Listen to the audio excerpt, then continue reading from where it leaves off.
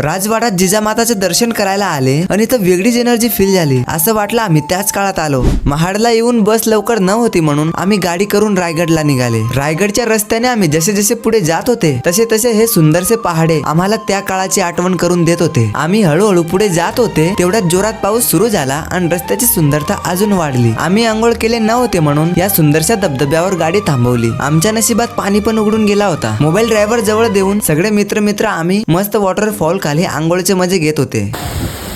अर्धा एक घंटा आंघोळ करून कपडे वगैरे चेंज करून परत निघाले सफरला. पाचाड गावात येऊन आम्ही गडाखालचा राजवाडा बघितला. अंग्रेजांनी सगळं जाळून दिलं. आता फक्त खालचा स्ट्रक्चर राहिलंय राजवाड्याचा. राजवाडा बघून आम्ही जिजामाताच्या समाधी जवळ आले. बाहेरचे बोर्ड वाचून मध्ये प्रवेश केले आणि हा तळाव पाहायला भेटला. इथं एक वेगळीच एनर्जी फील होत होती. असं वाटत होतं आम्ही त्याच काळात आले. जिजामाताचं दर्शन घेऊन गाडीत बसून परत निघाले गडासाठी. पुढे जे 2 होल दिसत आहे त्या काळी सैनिक त्यांच्यात बसून किल्ल्याचे संरक्षण करायचे. अर्धा घंटा सफर करून येऊन पोहोचले आम्ही गडाच्या पायथ्याखाली आणि खालून आपला रायगड काय दिसत होता डायरेक्ट स्वर्ग. पुढचं पाठ बघण्यासाठी फॉलो करा आणि कमेंटला लिहा